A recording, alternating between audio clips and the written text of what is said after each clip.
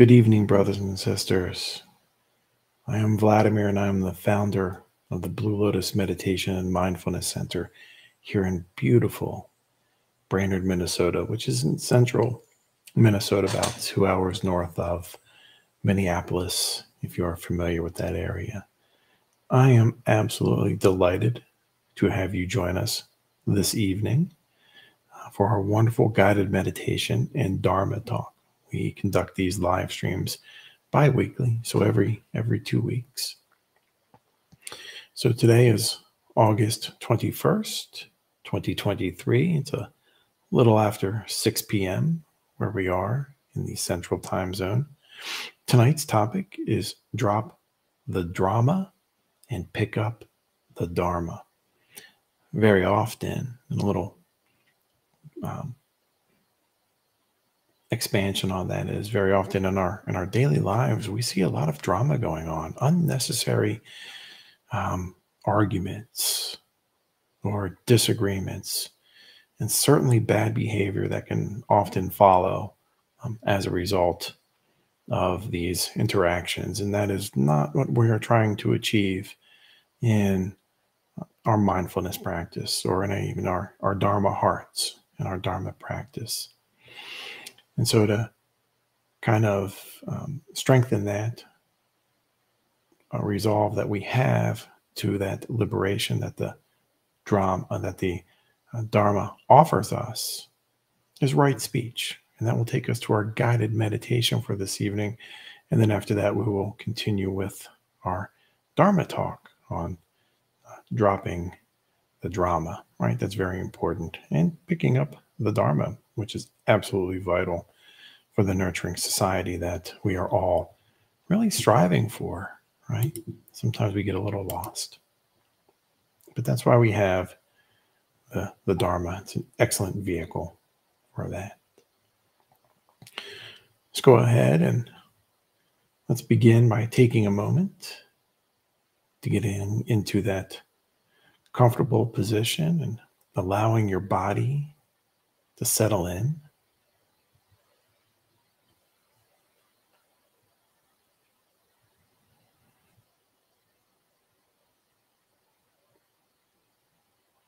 You may close your eyes or keep them slightly open with a soft focus, looking downward a few feet in front of you if you choose.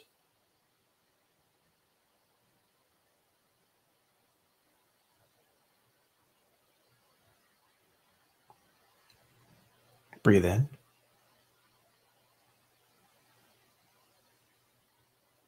Pause.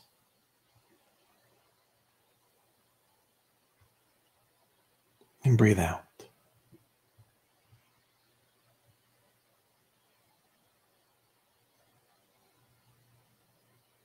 You're invited to allow that half smile to rest on your face as well, if you choose.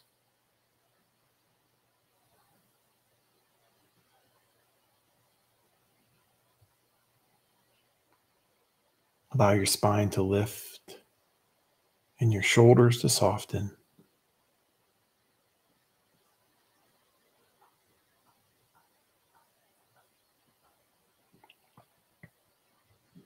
And soften your belly as you continue to settle in.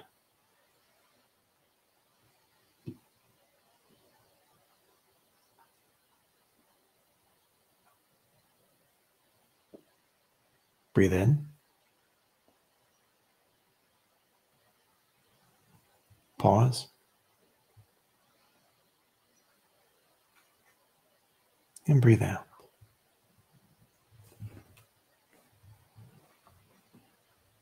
Let's meditate on right speech this evening.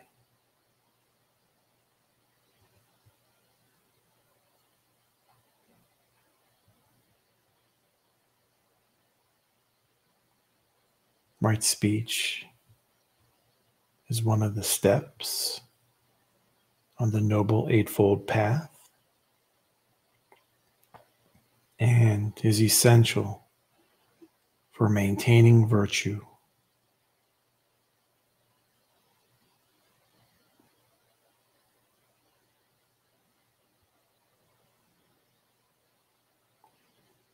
Right speech allows for us to be a source of hope and refuge for others needing guidance.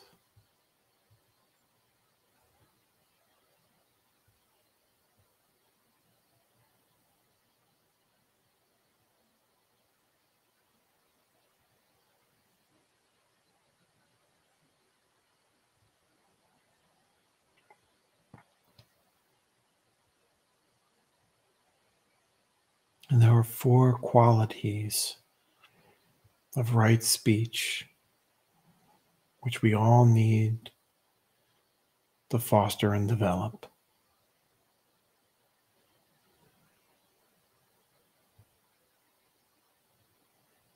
I will abstain from lying.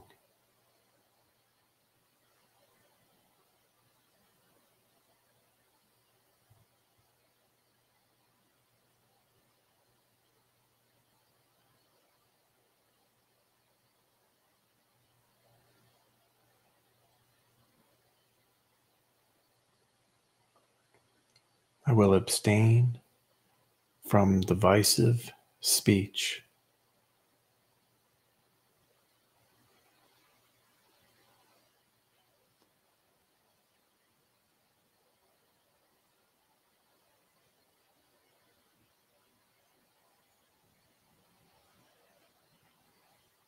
I will abstain from abusive speech.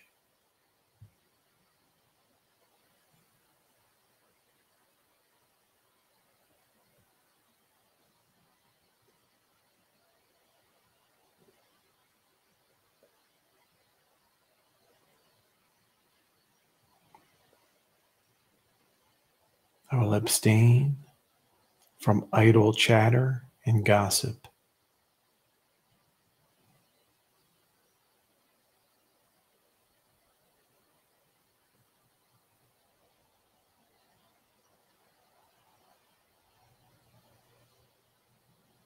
Breathe in.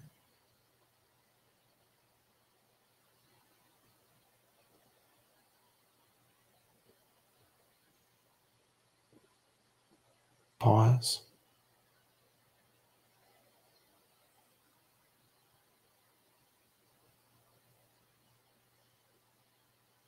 And breathe out.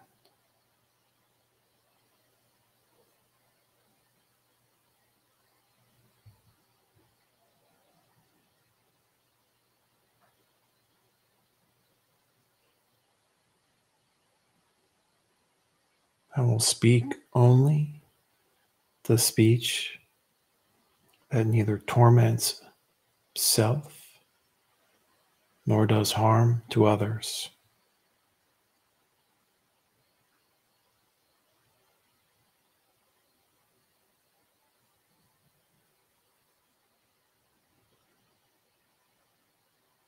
This type of speech is truly well spoken.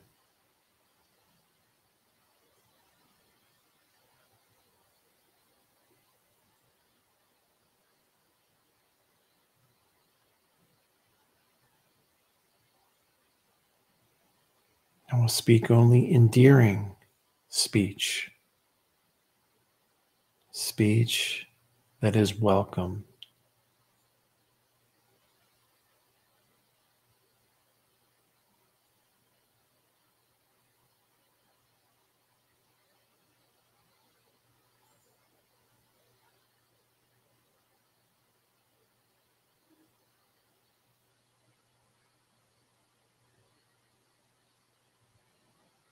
I will speak when it brings no evil to others and is pleasant.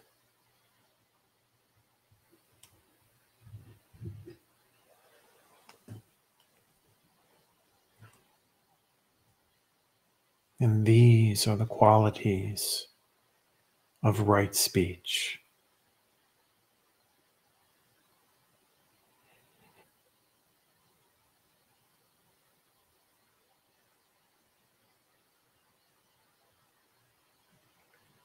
It is through right speech that I am able to strengthen my virtue.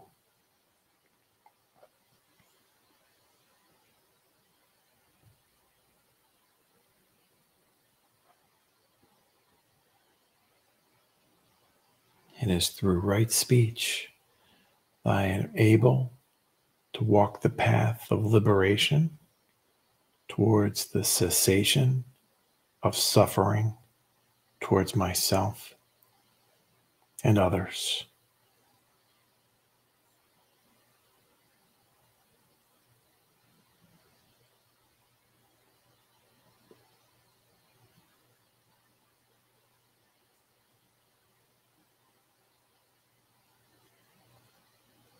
Go ahead and begin to open your eyes slowly and reorientating your body or repositioning yourself before you move around.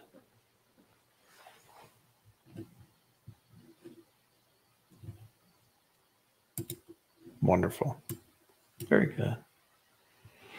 It's so important how we speak.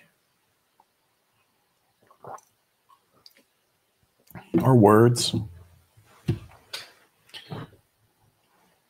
are very powerful.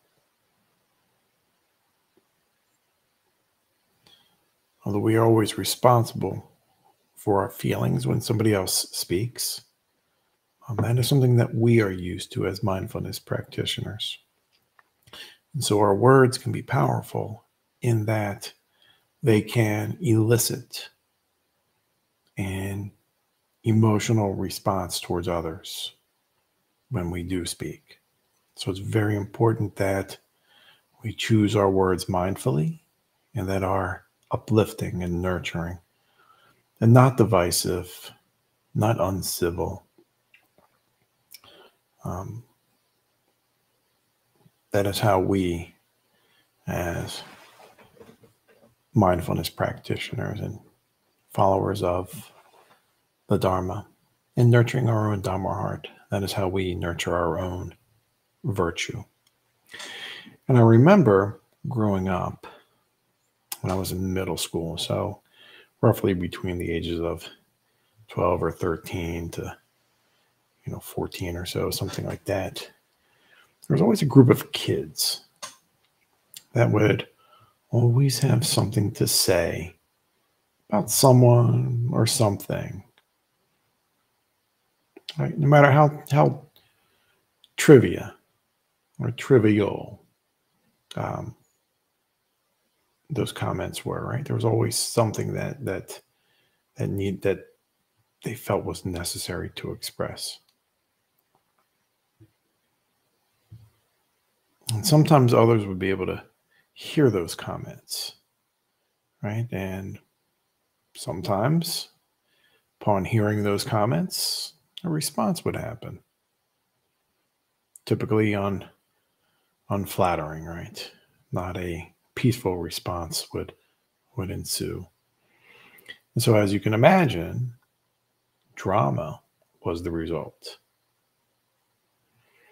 And sometimes this drama involved a teacher. And if it involves a teacher, right, or some type of an administrator at a middle school or even high school, I suppose, right, there can be subsequent disciplinary action, right? Sometimes not, if they got away with it. But always,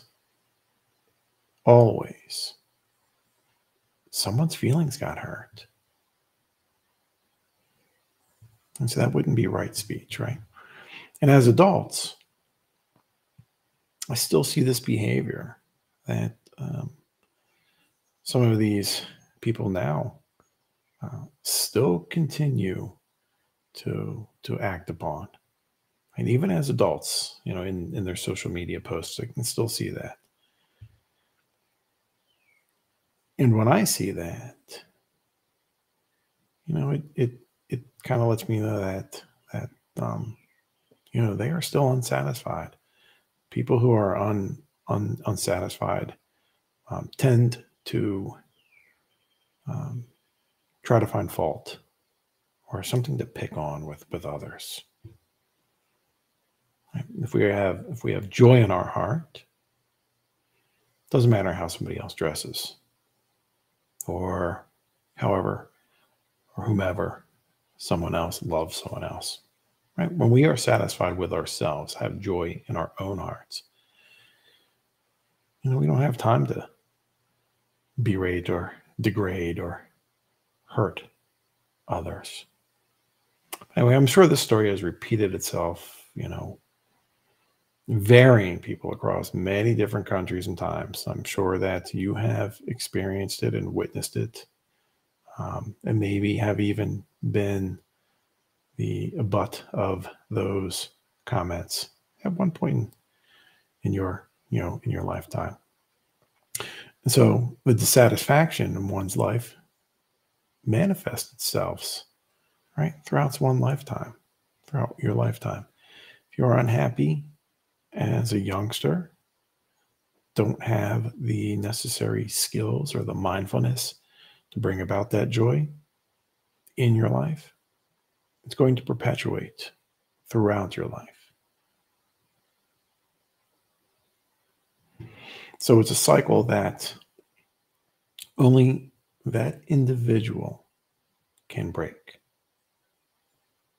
Very often, somebody may point it out to, hey, that's that comment, not cool, right? Or that comment is very hurtful, right? Or why is it even any of your business, right? So that cycle is only a cycle that individual can break on their own. No one, as hard as we try sometimes, right, can break that cycle for them. So it's important to understand why people behave this way and without changing. We may have think about, is this their karma? Are they supposed to be this way? Well, recall from previous talks as well, that's not exactly what karma is. Karma only provides you that situation that you're in. It only gives you those set of circumstances. How you respond, that is up to you. Right? And if that were not the case, then we would never be able to break free from samsara, that continuous life cycle. So we always have that free will, that choice. And so people choose drama or that continued suffering because that's what they're comfortable with. That sounds kind of hard, kind of unlogical, I suppose, right? Why do something? If you know it's hurtful, if it harms yourself, why continue to do it? But no matter how dissatisfied a person may be in that particular mindset, it's still a familiar way for them to think. And it requires no effort to change. It takes effort to change, right? Right effort, right? Which is another one of the noble Eightfold Path steps.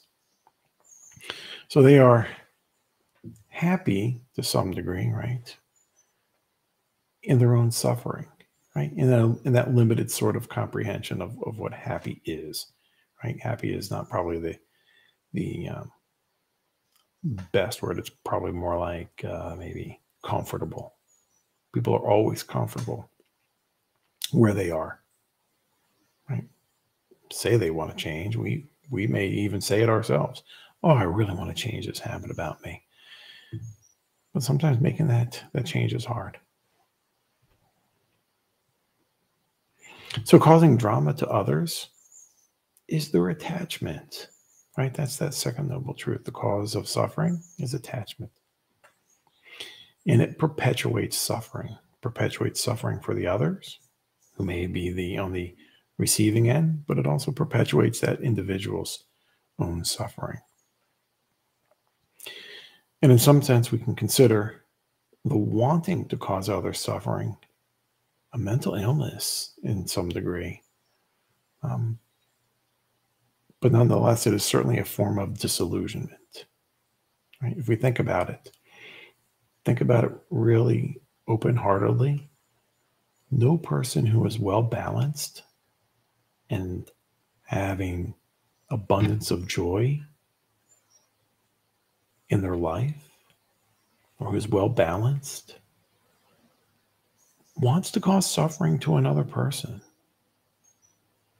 So that person is suffering. The person who is offering those hateful remarks, those divisive remarks, right? Hate speech, unkind speech, whatever it is, they too are suffering. And I think that's often an overlooked quality of that person. We just think that they're being mean, or, maybe they have, a mean streak in them, or they're bitter or something. That's the physical manifestation. That's the verbal manifestation. Inside, they are suffering. So how do we, or how does one, maybe you, offer a remedy to that affliction for someone else? And again, I'll kind of circle back a little bit to a few moments ago. It's important to remember that we cannot change anyone who does not recognize the problem and who does not want to change. Remember, it's that cycle, right? Only one person can break that cycle, and that is that person that is in the cycle. But we can certainly make mention of it, right, if it's appropriate, right? So if we do decide to approach the other person about their behavior, we ourselves need to approach them with compassion, right? So as to not make them feel attacked, nor that we are judging them on their behavior. That is important. So think about when somebody has tried to force something down your throat, right? They've come at you aggressively. Are you open-minded to listening to what they have to say? Or do you dig in and resist? Most people are going to dig in and resist. So when we approach the other, if we decide to, when we do, if we decide to, we approach them with openness and love and compassion and empathy so that they don't feel attacked or that they are being judged. Remember, being blunt is being rude. Okay, no matter what somebody tells you, that I want to hear this bluntly, straightforward, it's still being rude. We have such a wide vocabulary that we are given, and we can choose words that are open and supportive and developmental instead of being blunt. That's an important distinction, important understanding. If you do have their phone number or meet with them regularly, on some basis, it's probably best done in person as well, right? If you can, not via text, right? We lose a lot of connotation and emphasis and the feeling behind our words if it's in a text message, and you certainly don't want to do respond to them via social media where everyone can read it, right? We also have to use decorum in our speech, right? Right place, right time. If that person is receptive to our words and to our offerings of support, wonderful. Offer them the kind opportunity to sit in meditation with you. Right? That's a great opportunity to help nurture right speech and just let that person rebalance or learn to balance or center themselves. And perhaps you can guide them through compassion or some other well-being meditation.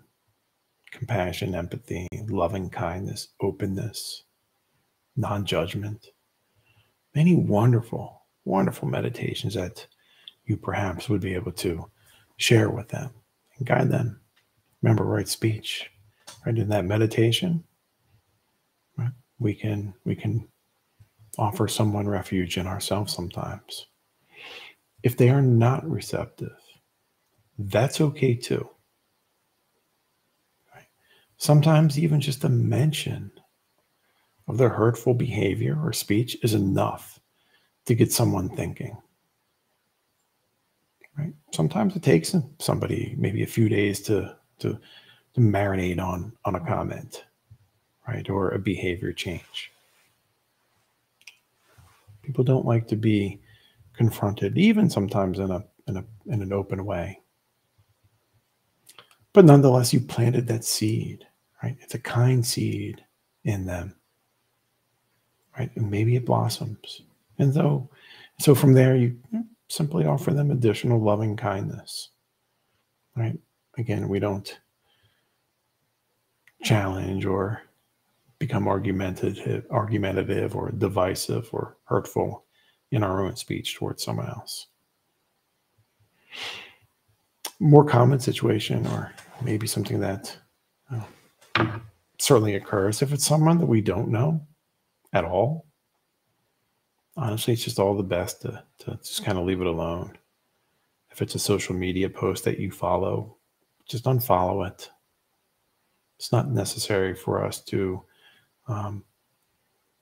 get involved in every single conversation, right? Especially if it's hurtful, right? Especially if it brings about some type of anxiety or anger within us. We don't have to always subject ourselves to that. So it's important that we realize that. Besides, they may be getting a lot of comments already from others, and your good-natured, kind-hearted, supporting comment just may end up getting lost in that shuffle anyway. But remember that the Dharma is living and breathing, right? It's not a stagnant, dogmatic text. And people will eventually pick it up and follow, right? Either in this lifetime or the next one after that. So, but what we can always do is be mindful of our own right speech, right? When we are developing those virtues, and especially then, non-lying and non-abusive or hurtful speech, or even the idle gossip and chatter. We are acting as a role model, right? People see that, oh, wow, so-and-so is very calm and balanced and doesn't get perturbed by, what somebody else may have said on purpose to be hurtful. So just like you've picked it up in this lifetime, maybe this other person will, or maybe in the next. Now, let us know what you think in the comments below. I would love to hear some of your wonderful insight on right speech and maybe how it's benefited you, how you have found it advantageous in just dealing with others. Love to hear that. Our next Dharma talk will be on September 4th. Right? Our mindfulness and meditation retreat coming up to a close for the season. There's only 2 left. Since we did have to abandon August's meditation retreat, we're going to have one in the beginning of October as well. But the next one, certainly the closest one, is September 24th. Don't forget our weekly Sanghas, our healing Sangha, our veteran Sangha, our new beginning Sangha, rainbow Sangha, welcoming Sangha, and teen Sangha. It's all there for you. All of the support you need. It's just a click away. Just come join us. Love to have you anytime you can. And with that, brothers and sisters, I wish you all a wonderful evening of peace, ease, and well-being. And then we'll see you in 2 weeks.